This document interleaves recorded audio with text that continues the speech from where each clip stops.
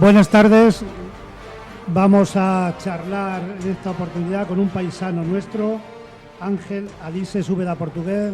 Buenas tardes y bienvenido aquí a Ñ Radio, Ángel. Buenas tardes y muchas gracias. Bueno, el motivo de esta entrevista es sobre todo porque en este momento tiene una exposición en el Museo Etnográfico San Isidro, que se inauguró el martes 22 y va a permanecer hasta el día 12 de septiembre. Cuéntanos cómo surgió la idea de esta exposición. Pues mira, la idea surgió un poco partiendo de mi familia, que es la que ha visto las obras y siempre me está diciendo, pero expon las obras, porque yo mi idea no era exponer. Yo voy haciendo obras porque me gusta, es mi hobby y las iba coleccionando, pero a mis hermanas les gustaba, a los hijos, pues venga, anímate y tal. Y ya pues me animaron. Te animaron y te lo ha propuesto, me imagino, el personal del museo, el ayuntamiento. Bueno, yo hablé con el personal del museo y me dijo, no hay ningún problema, vente, las pones y ya está, sin pega. Y pues, eso ya pues me animó a hacer la exposición. Pues muy bien, eso ha significado un poco la vuelta, sé que lleva ya algunos años, después de muchos años fuera del pueblo, ¿no? Mucho. Llevo pues desde el 69 que me fui. Bueno, pues vamos a volver un poquito antes del 69. Vamos a empezar por tu historia de la infancia. O sea, si te fuiste en el 69, lógicamente los primeros años de tu vida transcurrieron aquí en nuestro pueblo, por las calles, que entonces lógicamente eran mucho más tranquilas que en este momento, donde se podía jugar sin ningún problema. ¿Qué recuerdos tienes de aquellos años en los que ya tenías autonomía para poder salir por la calle? Pues yo los recuerdos de mi infancia son muy buenos, comparados con los que veo ahora de los críos, porque teníamos toda la libertad del mundo. Yo recuerdo ir a bañarnos al río, que éramos críos. Recuerdo las escuelas que en aquella época estábamos los chicos por un lado, las chicas por otro, no nos juntábamos. No se mezclaban, vale. Estábamos en una clase gente de 2 o 3 edades y teníamos un solo maestro para todas las asignaturas. Ahí no teníamos, ese nos daba todo. Bien, Ángel, ¿cuál fue? Vamos a centrarnos ahí en la escuela. ¿Dónde estuviste esos años? ¿Qué edificio recuerdas donde tú estuviste estudiando en Villarrubia? A ver, yo estuve en un edificio que ahora creo que se llama, no sé si está asignado a Cultura, en la plaza en la glorieta del ayuntamiento que hay abajo, sí. Un edificio que hace esquina a la calle de la iglesia. Sí, donde está el actual juzgado y donde está la biblioteca arriba. Ahí. En esa primera planta, ahí estuve con don Juan. Ahora está ahí la OMIC y la oficina agraria, me parece. Me parece que sí. Y antes de eso estuve con don Jesús Pérez Cacho, que estaba en el aula de al lado, que esa ya daba a la glorieta. Sí, y ahí estuve el tiempo que estuve con don Jesús Pérez Cacho y después con don Juan. O sea que estuviste más de un año con cada maestro, por lo que veo. Con don Juan estaría por lo menos 2 años. Y estuve en Las Monjas, en el colegio que hay al lado de mi casa, en Santa Rosa. En Santa Rosa, pues no sé, a lo mejor desde los 4 hasta los 8 o 10 años, no me acuerdo cuánto. Seguramente hasta que hiciste la primera comunión y en aquella época había niños. Luego hubo una época en que ya no hubo niños y luego volvieron a ser niños y niñas, ¿no? Eso, pues yo estuve hasta esa época y luego ya pasé a lo que llamábamos la escuela, que era en ese condado. En la glorieta, ¿no? En la glorieta. ¿Y qué recuerdos, qué libro utilizabais entonces? Pues entonces no había cursos primero, segundo ni tercero. No. ¿Qué estudiabais con la enciclopedia? Con la enciclopedia aquella que había. De Álvarez. La enciclopedia Álvarez. Y un cuadernillo que llevábamos allí con el catapacio que llevábamos a las costillas y ya está, no había más. Entonces, ¿Y cómo eran los pupitres? No eran las mesas, lógicamente, de ahora. No, es que no me acuerdo ya si eran de 1, yo creo que eran de 2. Eran de 2, de madera, ¿no? De madera, de 2. Que estaba acoplado el asiento con lo que era el pupitre, ¿no? Entonces el banco, creo recordar que se levantaba el asiento y debajo tenía un sitio para poder dejar los libros. Pero ya escribíais con bolígrafo y con lápiz, no estamos todavía... Sí. Tú no llegaste a escribir con tinta. No. Nosotros ya era el Bic maravilloso aquel que había y el lapicero.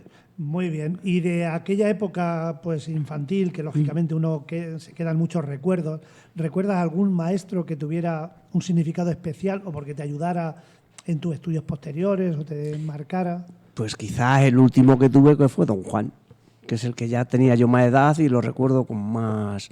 los otros...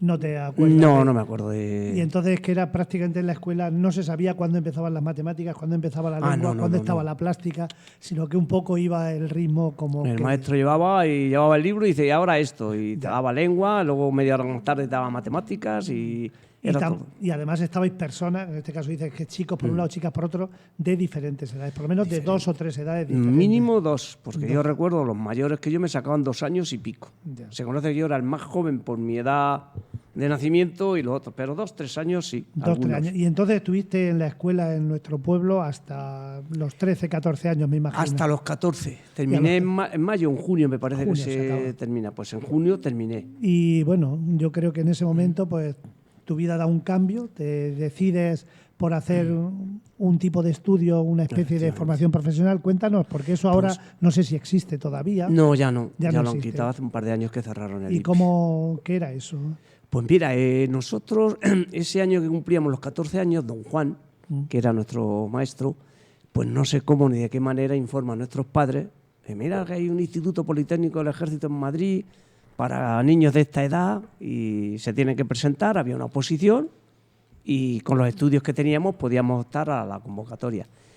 Y ese año nos presentamos al instituto, a las oposiciones, aprobamos y entramos. Entonces yo ya en septiembre entré en el Instituto Politécnico. Y el Instituto Politécnico, me imagino que es una especie de formación profesional. Era ¿no? una formación profesional orientada al ejército.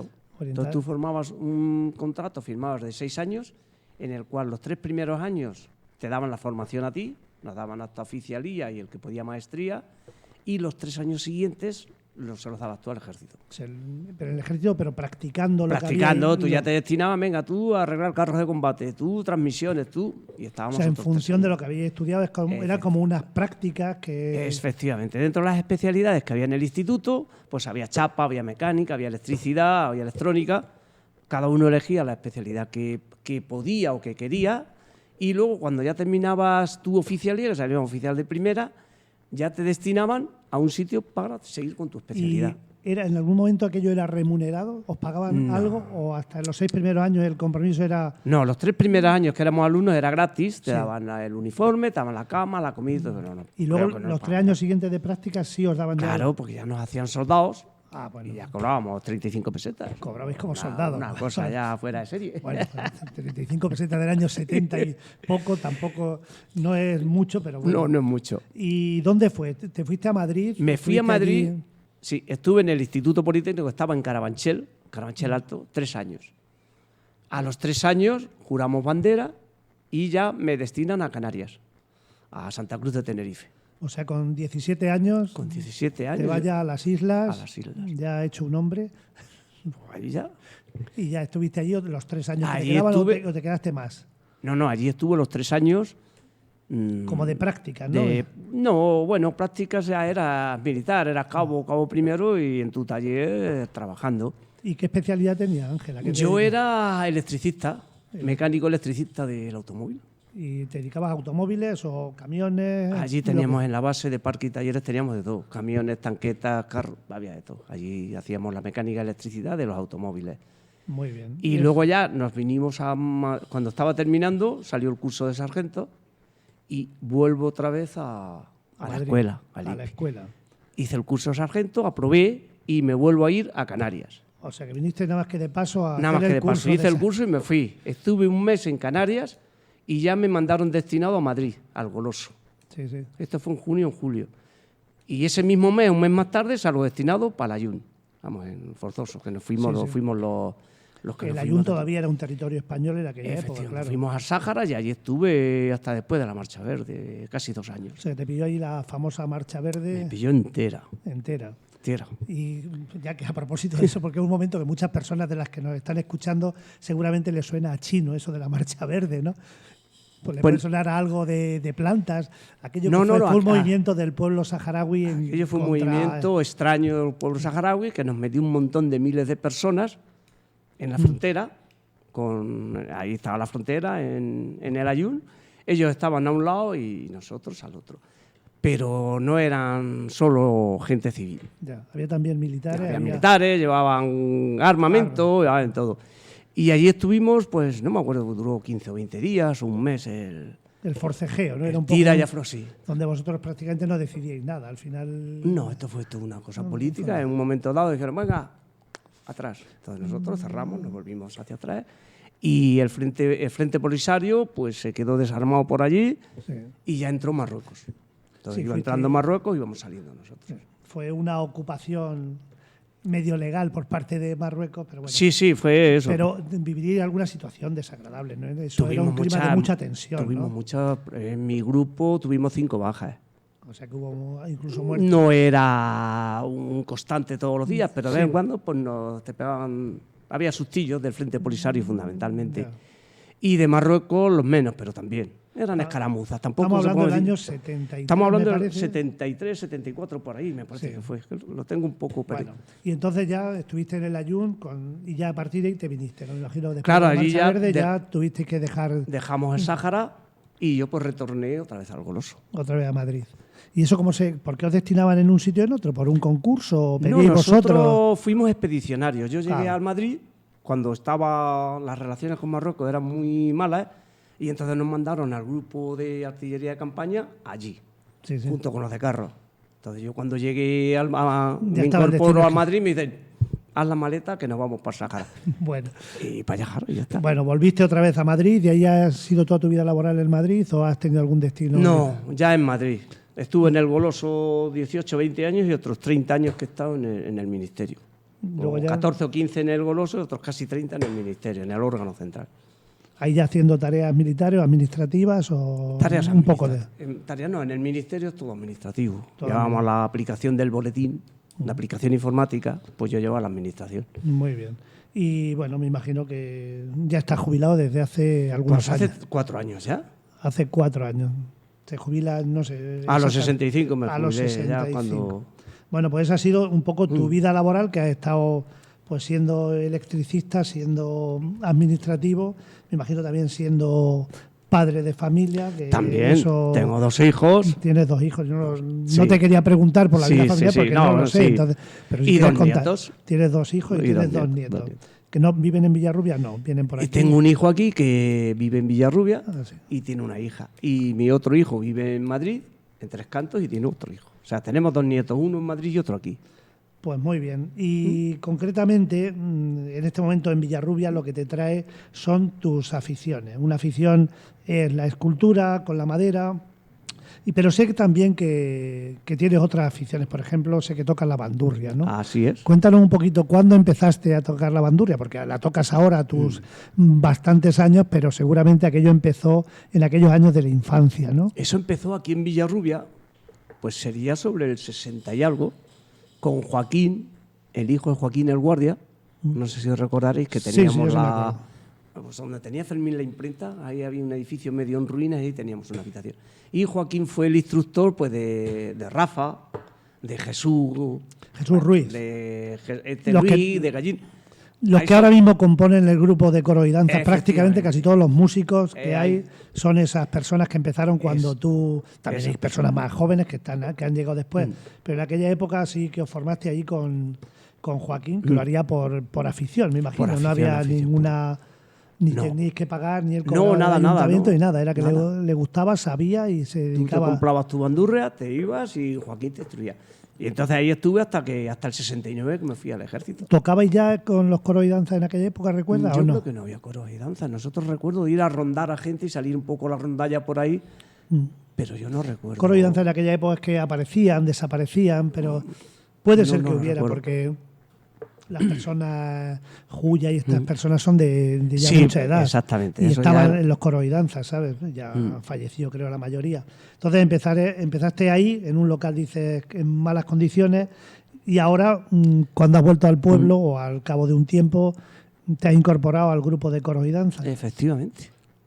Bueno, yo cuando estuve en el instituto, en el Politécnico,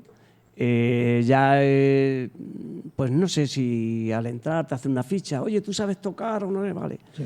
Y entonces estuve los 2 o 3 años que estuve estudiando, estuve en las rondallas del instituto, tocando con ella. O sea, que ahí lo tuviste hasta los 17 años, Exactamente. seguiste con Yo- la Yo seguí bandurria. con mi bandurria tocando y sin problema. Y ya cuando me fui ya destinado, ya la dejé hasta ahora. O sea que han pasado, ¿cuántos? Más de 40 años. 53 años sin tocarla. 53 años. Desde y, que la dejé hasta que la he vuelto a coger, 53. y te la has encontrado y funciona y suena. Pues sí, para mi sorpresa sí. Yo pensaba que no iba a recordar nada y sí, Sí, los dedos van solos, ¿no? los dedos van solos. Y con Carlos, que toca muy bien la guitarra, pues nada, y formamos un grupillo. Ahora estáis ahí en plan aficionado, ¿no? Haciendo, Efectivamente. por lo menos reuniéndoos para matar el gusanillo de la música, ¿no? Sí, eso es. Bueno, esa es una afición que me imagino que tendrás alguna afición más, pero lo que hoy te queríamos preguntar es por tu exposición en el Museo Etnográfico. Ya nos has dicho cómo surgió un poco por la familia. Yo he estado visitando la exposición y sí es verdad que hay muchas cosas que son trabajos que has hecho pensando en la familia, ¿no? ¿Ha sido como un poco la fuente de inspiración a la hora de trabajar la familia? Pues muchas obras sí. Las haces ya pensando en para quién lo haces. Sí. Yo que ya tenía muchas obras y luego, pues mira, cuando nació un sobrino nieto, que tengo 21 o 22, pues ya pensaba qué le hago un regalo para que se recuerde, que no sea solo lo económico, lo material, ¿no? Efectivamente. Entonces empecé por hacerles unos sonajeros. Cuando nacían, pues decían, oye, tío, que van a hacer, voy a tener un niño dentro de 4 meses, 5 meses, lo que sea. Y yo les iba haciendo, pues, un sonajero, la torre de la iglesia, en fin, la que sea. Bueno, Ángel, ¿y cómo empezó tu afición por trabajar con la madera? Sí, por tallar. Pues mira, porque era amigo de un escultor de los Ortega Bru, de Sevilla, que están en Sevilla, son unos escultores de siempre, muy buenos. Y este hombre, aparte de ser escultor, daba clases en San Sebastián. Entonces, en la Universidad Popular de San Sebastián, pues como nos llevábamos bien, dice, oye, ¿por qué no te vienes un día y pruebas la madera? Y me fui con él, empezamos a practicar. Está hablando de la Universidad Popular de San Sebastián de los Reyes. ¿Cuántos años hace de eso, más o menos? Pues 23, o empezaría sobre el 2000. Sí, he visto tallas tuyas ahí, 2000, 2003, pues, pero no sabía si era lo primero. Por ahí empecé. O sea, empezaste, lleva unos 22, 23 años. 23 años que más o menos que empecé. Muy bien. Y bueno, yo te iba a preguntar que si habías sido autodidacta, pero lógicamente no, porque de alguna manera esta persona pues te dio algunas nociones de cómo trabajar. Y sigue dando. Tenemos una asociación, Nabuel Escultores, y allí nos reunimos. Ahora ya no como Universidad Popular, sino como asociación de escultores. Como asociación. Os seguís reuniendo para ver lo que estáis haciendo cada uno, me imagino, para hacer tertulias, no sé, organizáis alguna actividad como tal grupo. Sí, hacemos exposiciones, exponemos en el Martín Chirino, en el Claudio Rodríguez, en lo que hay ahí en la zona. Y cuando vas a hacer una obra, pues a veces lo comentamos, como somos todos iguales, pues oye, voy a hacer esto, pues hazlo así, ya lo hago. Pero estamos hablando de que esta afición no empezó cuando te jubilaste, o sea, la tuviste, estabas compaginando yo me he jubilado hace 4 años. Tu trabajo con eso, ¿no? Bueno, esto es que ha sido una cosa que he hecho en mis tiempos libres, es un hobby. Yo me bajaba cuando llegaba a casa, pues venga, voy a hacer la obra que estuviera haciendo, me pasaba mis horas allí con mis gubias dándole a la talla y ya está. Que trabaja sobre todo con madera o prácticamente solo con madera. Con madera, pero de diferentes tipos, pues no mira, me imagino. Las maderas, con el tiempo hemos ido trabajando maderas, es que según vas cogiendo cierta profesionalidad, pues vas cambiando. Empezamos con pino. El pino es bastante malo, pero bueno, para empezar... Más blando a lo mejor para empezar, ¿no? ¿Más moldeable o no? No, lo que pasa es que es más barato. Es barato, ¿no? Entonces, para empezar, pues te da un trozo de pino, tú empezabas ahí y ya está. Luego ya pues seguimos con el tilo, el abedul, ya son maderas un poco más nobles y más caras. Y con eso ya hemos hecho otras obras, el olivo. El olivo tiene sus cosas también. El olivo lo trabajan muchos artesanos así populares, ¿no? Sí, pero el olivo, según lo que quieras hacer, lo haces. Pues el olivo, por ejemplo, para hacer una cara es complicado, porque te sale una veta por medio cuando ya la tienes medio formada. Y te ha estropeado todo el trabajo. O una coquera por medio y te ha hecho un boquete así y ya no puedes hacer. Entonces el olivo es complicado, pero es muy bonito. Me gusta el olivo para tallarlo. ¿Y alguna madera más? Cerezo, me parece que te he oído. Cerezo, tengo otras cosas hechas en cerezo porque es un color muy bonito. Cuando le das un poco de lija se queda un rojizo muy, muy bonito. Y luego el tilo y el abedul. El tilo es una madera muy, muy blanda, no tiene veta casi ninguna. Entonces, pues tú puedes tallar en todas las direcciones y hacer precisión. En cambio, el olivo no, o el pino tampoco. El pino tiene su veta y no puedes salirte de ahí. Vale, y cuéntanos, ¿cómo es la técnica para trabajar tú? ¿Qué instrumentos utilizas? ¿Te encuentras con un trozo de madera? Bueno, lo primero que hacemos es saber qué vas a tallar. Pero tener la idea, ¿no? Primero es qué voy a hacer aquí. Y ya, pues, si lo tienes claro, lo hacéis. Si no, pues ver fotos o algo que te inspire. Y dices, bueno, pues quiero hacer, pues no sé, una galería, por ponerte un ejemplo. Pues ya tienes en mente la galería. Una vez que tienes en mente que vas a hacer una galería, lo siguiente es qué dibujo le voy a hacer yo ahí. Pues voy a hacer un boceto, me imagino, haces en un papel. dibujo y dices, pues esto, venga, le puedo coger tilo o puedo coger. Y ya aparte de eso empiezas a dibujar y hacerlo. Eso es una vez. Otras veces se invierte el sistema. Tienes una madera que tiene una determinada forma y dices, pues esto parece un... Ya te inspira, ya te dice qué puedes hacer con ella, ¿no? Por eso tengo allí uno que es una llama, que no sé si la has visto, un nacimiento, que es que parece una llama auténtica. Entonces digo, pues mira, tengo la llama, entonces me surgió hacerle el nacimiento ahí. Entonces, y también depende, cuando tienes una madera que según el tamaño, ¿y qué hago con esto? Hacerlo. Digo, pues con esto puedo hacer lo que sea. Las maderas, ¿cómo las buscáis, cómo las proporcionáis? ¿Te las encuentras en sitios de referencia y vais a buscar lo que tienen? ¿O cómo nosotros normalmente allí la compramos el tilo y el abedul. Compramos tablones y luego pues los vamos uniendo según lo que necesitamos. Eso por un lado. Por otro lado, siempre hay maderas por ahí que la gente... pues si vas al corral tendré pino y te den maderas viejas por ahí, pues lo vas haciendo. De esas maderas las recicláis, ¿no? Esas maderas, si está bien, pues para tallar.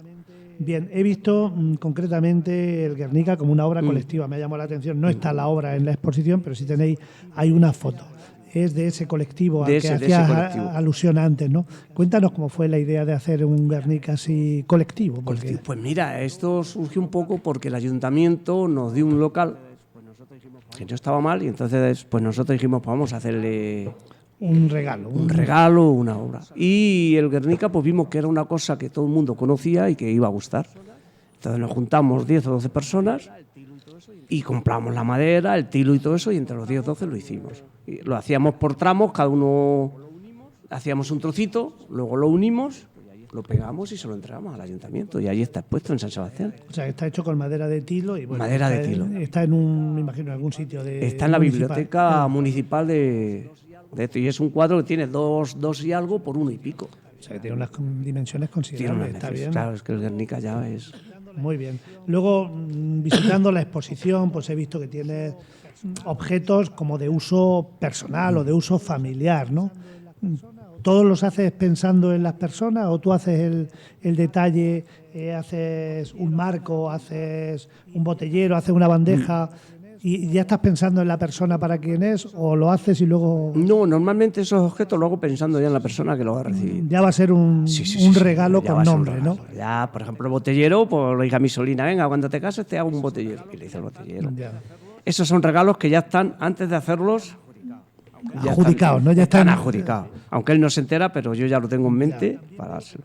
Y también veo que tienes escudos y algún árbol genealógico. ¿Eso por qué te llama la atención el tema de la heráldica? La heráldica siempre me ha gustado y tengo obras y estoy haciendo escudos. Siempre me ha gustado la heráldica. Lo que pasa es que lleva bastante tiempo y se la he quitado.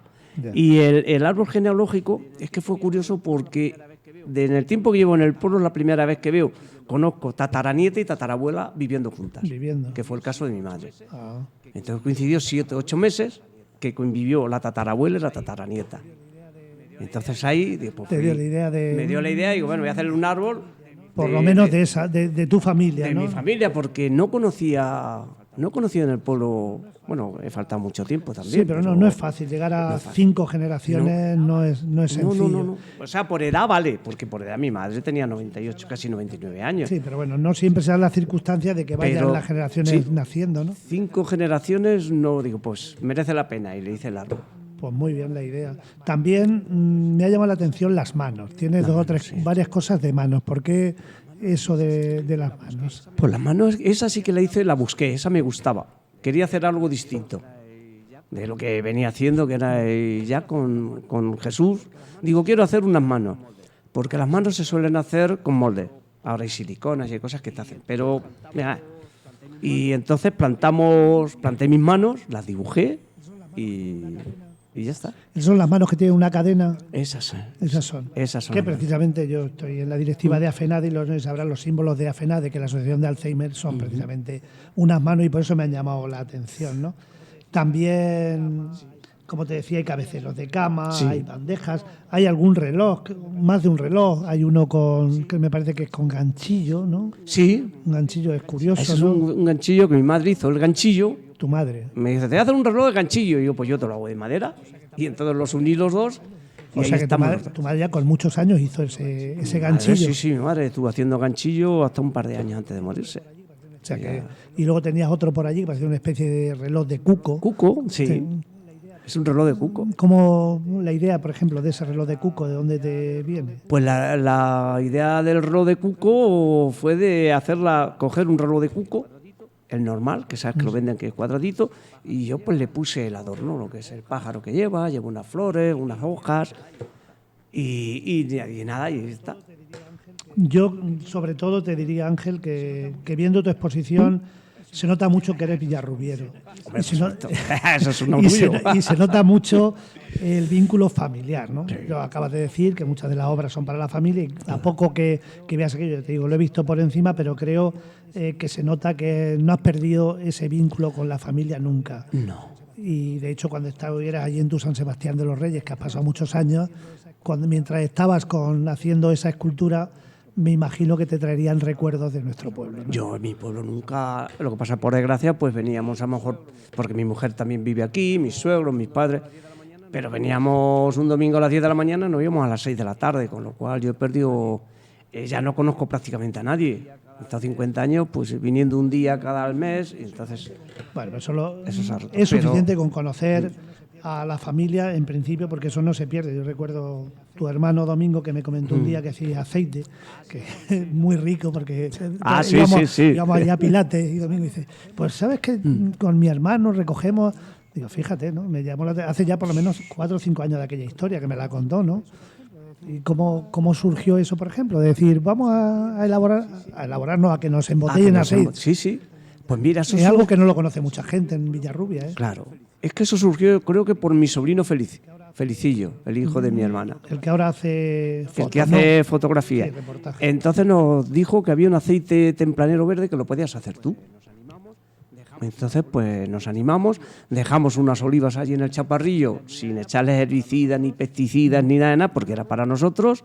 Nos llevamos a molerlo en verde y nos encantó. Y a partir todos los años hacemos una... Todos los años lo hacéis. Parece que eso, y perdón, nos salimos un poco del tema, necesita unos requisitos que tiene que ser prácticamente cogerlo como si fuera fruta, ¿no? Es que, claro, hay que cogerla como... Sí. No puedes cogerla si ha llovido, si está el terreno embarrado.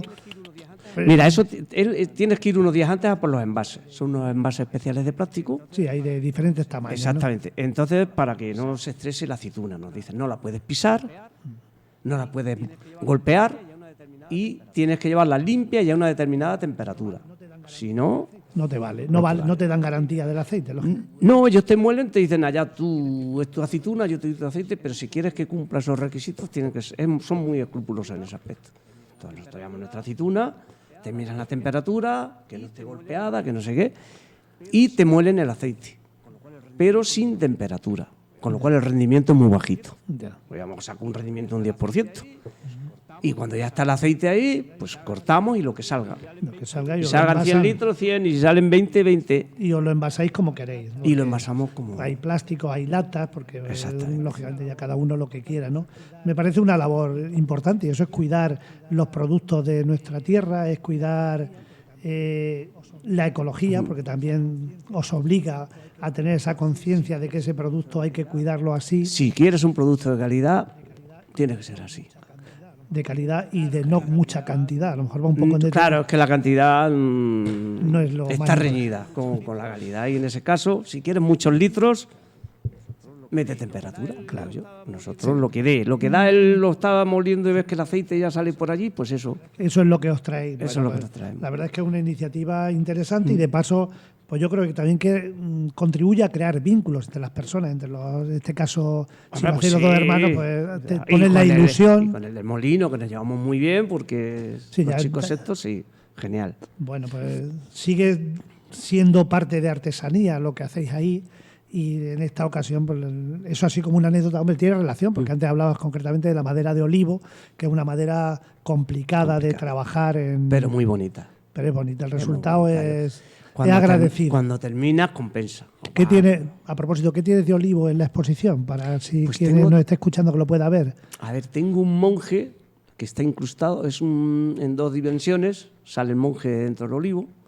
Tengo un nacimiento que es una llama, que es como una llama, y tengo lo de los 5 generaciones, que Me está ha, pre- también hecho en me ha noviembre. preguntado alguien esta mañana un pantocrátor que Sí, tiene un allí, pantocrátor. que le he dicho, digo, pues yo no sé, tengo curiosidad, creo que es una imagen antigua, religiosa, ¿no? Efectivamente. Más o menos, ¿sabes de qué nos puedes decir de qué época es eso? Yo creo que ¿Pantocrátor eso de la Edad es que- Media o anterior? Yo creo que era la imagen que ponían antes de Cristo, era el Pantocrátor, que era como el Dios enviado, que creo que estaba por ahí. Sí. Nosotros nos cogimos, que teníamos una foto, un Pantocrátor de estos, digo, pues mira qué bonito. Y me lié y lo saqué, pero... Hiciste ahí. Bueno, Ángel, yo he tenido mucho gusto de conocerte, te conocía de vista, no te conocía de más, ves que teníamos la referencia de tu hermano, también de tu hermana. Claro. Bueno, la mayor, sé que tuve a su hija María Ángeles en la escuela hace ya Efectivamente. muchos años, luego también ha estado su hija, pero bueno, saber que tienes ganas de estar en Villarrubia, de que quieres Total. contribuir a que la cultura de nuestro pueblo vaya ganando en todos los campos, primero en personas que os dedicáis a esto y que además no os importa mostrar vuestros trabajos, porque creo que lo importante de lo que se hace es darlo a conocer, es muy importante el trabajo, pero también es básico Si que lo se haces dé y a nadie lo conocer. ve, no tiene... Por cierto, en los días que llevas en la exposición, ¿estás habitualmente cuando estás allí? Por si alguien sabe en qué momento te puede pillar ahí, Sí. porque yo he coincidido esta mañana, estabas haciendo como una especie de visita guiada Sí, intento estar sobre las 12, de 12 a 2. de 12 a 2 por la Sí, mañana. ¿Por la la tarde mañana. también o ya por la Es tarde? que por la tarde está cerrado. Ah, está cerrado el museo. Jornada No. intensiva y está Vale, cerrado. bueno, pues ya sabemos y sabéis los oyentes y las oyentes que de 12 a 2 A 2 estoy os yo vais a por ahí. encontrar allí, Ángel, para daros explicaciones. Yo les enseño lo que haga falta, les doy las explicaciones que quieran. ¿no? A mí me ha gustado mucho, estaba allí como 10 minutos escuchando y la verdad es que me ha sido muy útil a la hora de poder entrevistarte. Bueno, pues aquí desde Ñes Radio, muchas gracias Ángel por este ratito que hemos estado. Pues a vosotros por darme la oportunidad de darme un poco a conocer y agradecerlo y muchísimas gracias. Bueno, pues ya sabes que los micrófonos de Ñes Radio están abiertos para cuando quieras hacer otra cosa, cuando hago, o si no vienes tú, te buscamos para hablar de lo que... Genial, eso sería muy bueno. Vale, bueno, pues muchas gracias y buenas tardes. Igualmente, gracias.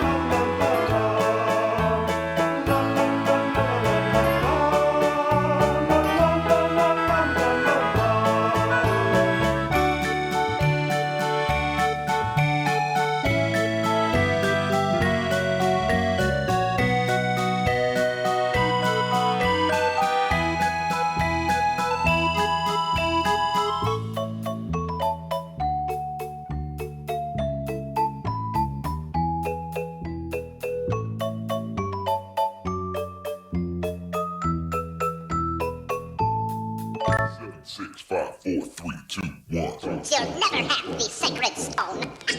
Oh, this you crazy mother.